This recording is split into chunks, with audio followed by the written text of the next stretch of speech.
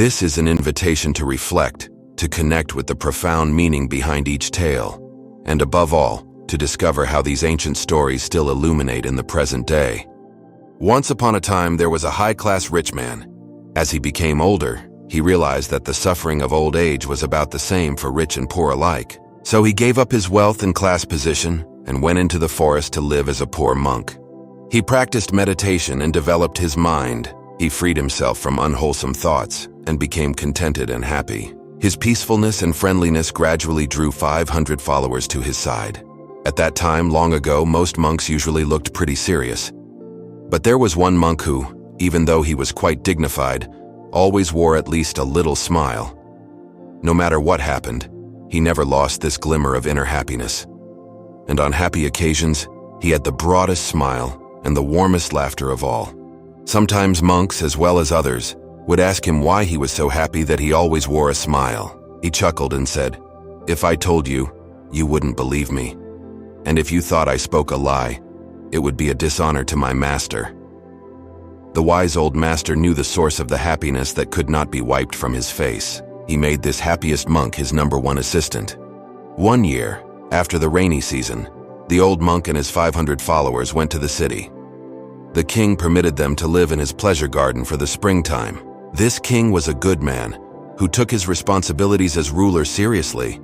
He tried to protect the people from danger and increase their prosperity and welfare. He always had to worry about neighboring kings, some of whom were unfriendly and threatening. He often had to make peace between his own rival ministers of state. Sometimes his wives fought for his attention and for the advancement of their sons. Occasionally, a dissatisfied subject even threatened the life of the king himself.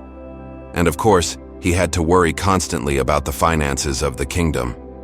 In fact, he had so much to worry about that he never had time to be happy. As summer approached, he learned that the monks were preparing to return to the forest. Considering the health and welfare of the old leader, the king went to him and said, "Your Reverence, you are now very old and weak. What good does it do to go back to the forest? You can send your followers back while you remain here." The chief monk then called his #1 assistant to him and said, "You are now to be the leader of the other monks while you all live in the forest. As I am too old and weak, I will remain here as offered by the king." So, the 500 returned to the forest, and the old one remained. The #1 assistant continued practicing meditation in the forest. He gained so much wisdom and peace that he became even happier than before. He missed the master and wanted to share his happiness with him. So, he returned to the city for a visit. When he arrived, he sat on a rug at the feet of the old monk.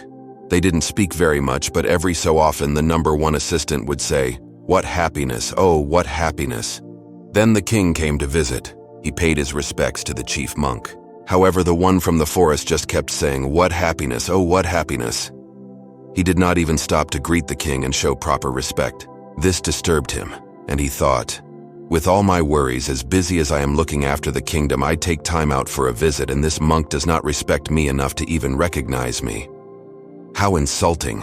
He said to the senior of the two monks, "Venerable sir, this monk must be stupid from overeating. That must be why he is so full of happiness. Does he lie around here so lazy all the time?"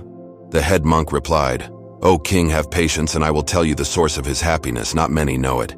He was once a king just as rich and mighty as you. Then he was ordained a monk and gave up his kingly life. Now he thinks his old happiness was nothing compared to his present joy. He used to be surrounded by armed men who guarded and protected him.